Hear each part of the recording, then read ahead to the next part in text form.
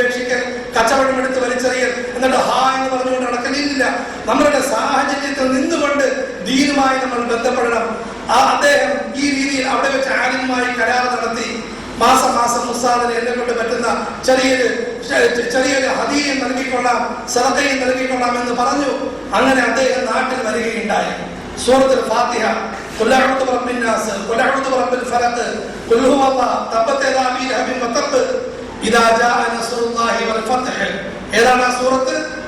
ഇദാ ജാഅ നസ്റുല്ലാഹി വൽ ഫത്ഹ് വറഅയ്ത الناس يدخلون في دين الله أفواجا فسبح. سورة النصر. فسبح بحمد ربك واستغفره إنه كان توابا.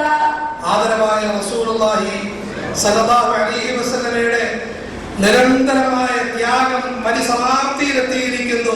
സമ്പൂർണതയിലും വിജയത്തിന്റെ വെന്നിക്കൊടി പാറിപ്പറത്തിയിരിക്കുന്നു. തങ്ങൾ അടുത്ത് തന്നെ അല്ലാഹുവിന്റെ സന്നിധാനത്തിലേക്ക് യാത്രയാകും എന്ന് വിളിച്ചറിയിക്കുന്ന സൂറത്താണിത്.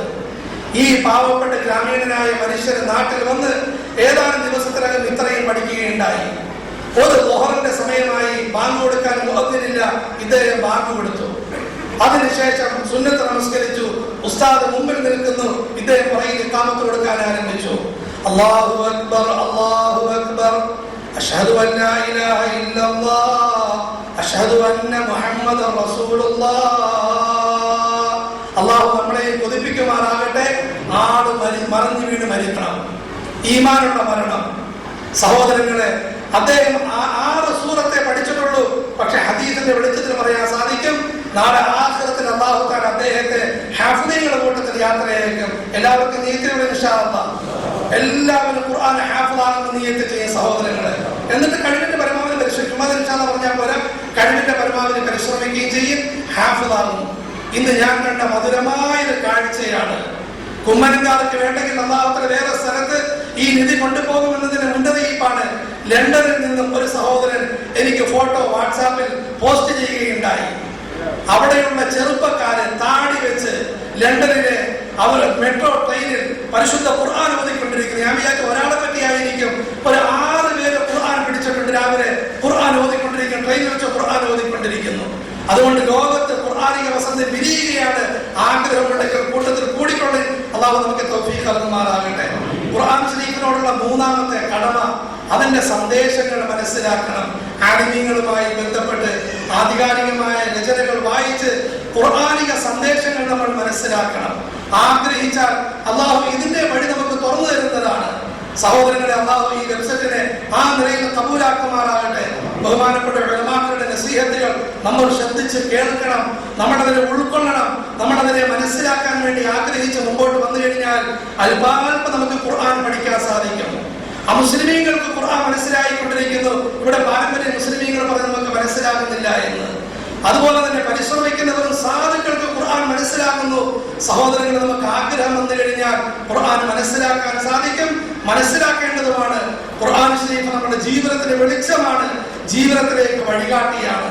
ബഹുമാനപ്പെട്ട ഉമർ ഫാറൂഖ് റളിയല്ലാഹു തആല അൻഹു പറഞ്ഞ അത്ഭുതകരമായ ഒരു വചനമുണ്ട്. സമുദായം ചെവി തുറന്ന് കേൾക്കുന്നത് നല്ലതാണ്. മഹാനഗരങ്ങൾ മുസ്ലിം പ്രദേശങ്ങളിലേക്ക് വിജ്ഞാപനം ഇറക്കി. 2 കാര്യങ്ങൾ. ഒന്ന്, പെൺകുട്ടികളെ അനാവശ്യമായി പഠിപ്പിക്കരുത്. ഞാൻ പറഞ്ഞതല്ലേ, ബഹുമാനപ്പെട്ട ഉമർ റളിയല്ലാഹു അൻഹു പറഞ്ഞതാണ്. അല്ലെങ്കിൽ എന്റെ ചാട്ടവാറുള്ള ആൾക്കാരടിക്കും.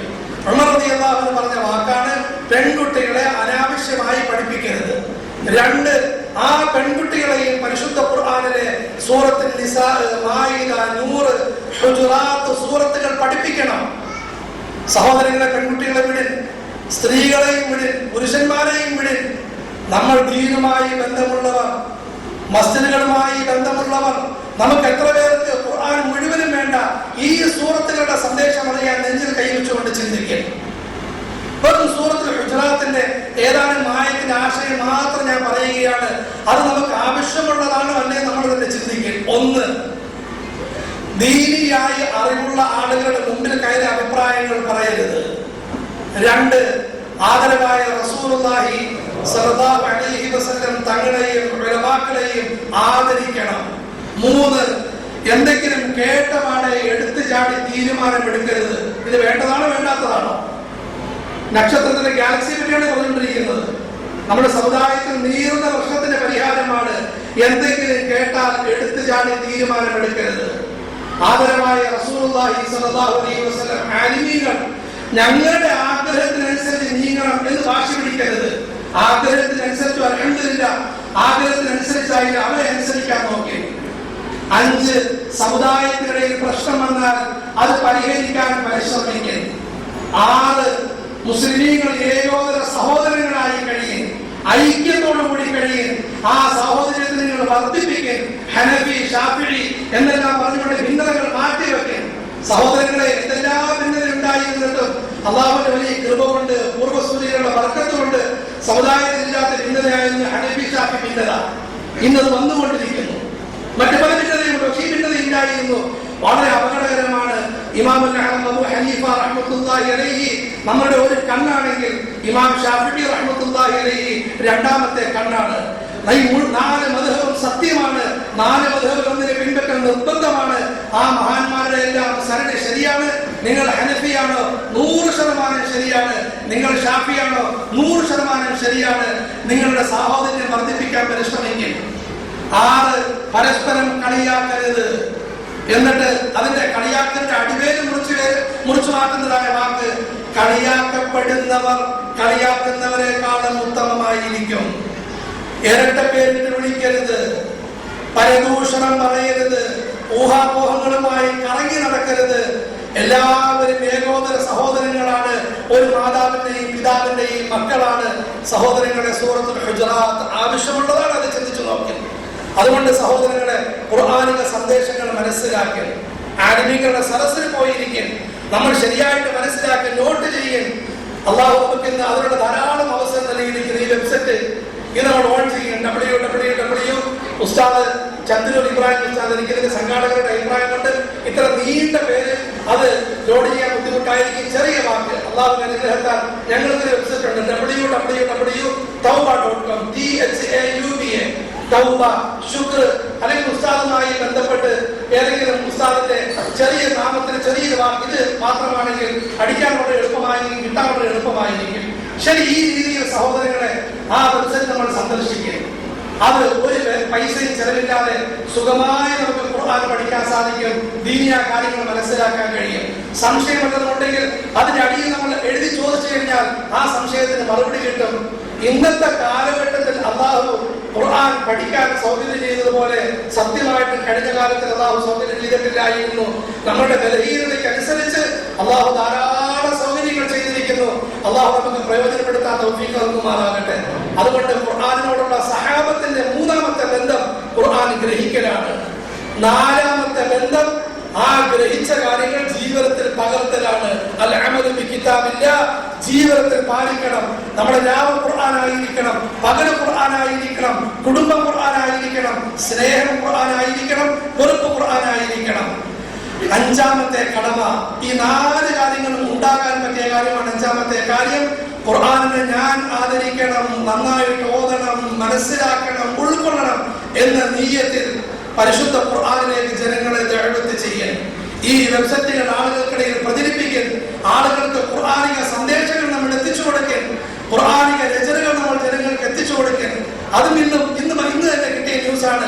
ഒരു സഹോദരൻ ലണ്ടനിലെ നടുമധ്യത്തിൽ നിന്നുകൊണ്ട് ആർക്കെങ്കിലും രക്ഷപ്പെടാൻ ആഗ്രഹമുണ്ടോ ഇത് ഏറ്റുവാങ്ങിക്കോ എന്ന് പറഞ്ഞുകൊണ്ട് ഖുർആൻ ശരീഫിന്റെ CD ഉയർത്തി കാണിക്കുന്നു. ഉടനെ ആളുകൾ വരുന്നു, ഓരോരുത്തരും മേടിക്കുന്നു, വളരെ ആദരവോടുകൂടി മേടിച്ചുകൊണ്ട് പോകുന്ന സഹോദരങ്ങളെ ഖുർആനിക ദഅവത്ത് നടത്തി, ഖുർആനിക കാര്യങ്ങൾ ജനങ്ങളോട് പറയും, ഖുർആനിലേക്ക് ജനങ്ങളെ പ്രേരിപ്പിക്കാൻ, വാഴ്ന്ന നസീഹത്തുകളിലേക്ക് ആളുകളെ കൂട്ടിക്കൊണ്ടുവരും, ഖുർആനിക രചനകൾ ആൾക്ക് നമ്മൾ എത്തിച്ചു കൊടുക്കാൻ. ഇതാണ് ഖുർആൻ ശരീഫിനോട് സഹാബത്ത് പാലിച്ച 5 കടമകൾ. അള്ളാഹു നമുക്ക് പാലിക്കാൻ തൗഫീഖ് നൽകുമാറാകട്ടെ. പാലിച്ചാൽ എന്ത് കിട്ടും? പരിശുദ്ധ ഖുർആൻ കിട്ടും. ഈ ലോകത്ത് സമാധാനമായിരിക്കും, സ്വസ്ഥതയായിരിക്കും, ബർക്കത്തായിരിക്കും. അവസാനം മരണം നേരത്തെ പറഞ്ഞതുപോലെ ഖുർആൻ ഓതിക്കൊണ്ട് മരിക്കാൻ സാധിക്കും, അല്ലെങ്കിൽ കേട്ടുകൊണ്ട് മരിക്കാൻ സാധിക്കും. ഖബറിൽ പരിശുദ്ധ ഖുർആനും കെട്ടിപ്പിടിച്ച് കിടക്കാൻ കഴിയും. നാളെ ആഖിറത്തിൽ പടച്ചവന്റെ അരികിലേക്ക് ഖുർആൻ ശരീഫും കയ്യിൽ ഏന്തിക്കൊണ്ട് വരാൻ സാധിക്കും.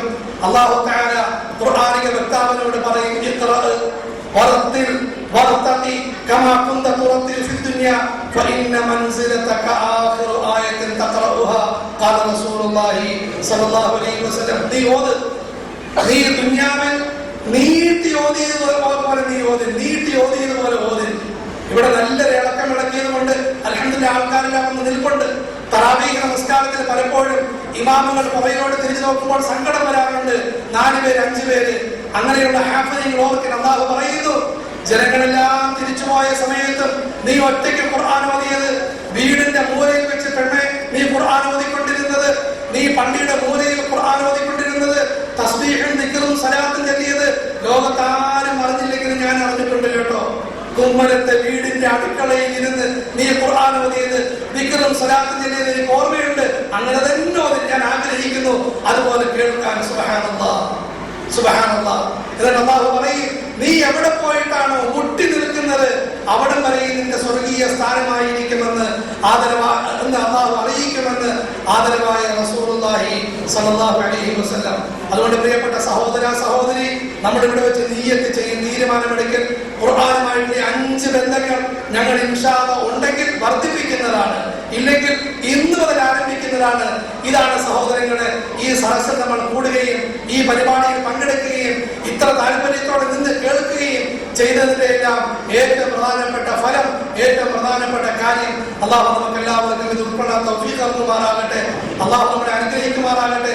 ഇഖ്ബാലിന്റെ വാക്കുകൊണ്ടാണ് ആരംഭിച്ചത്. അദ്ദേഹത്തിന്റെ തന്നെ ഒരു വാക്യം കൂടി ഉസ്താദ് നസീഹത്ത് നടത്തിയപ്പോൾ എനിക്ക് ഓർമ്മ വന്നത്, ഇഖ്ബാലിന്റെ കവിതയും കൂടി പറഞ്ഞുകൊണ്ട് ആ വാക്ക് അവസാനിപ്പിക്കുകയാണ്.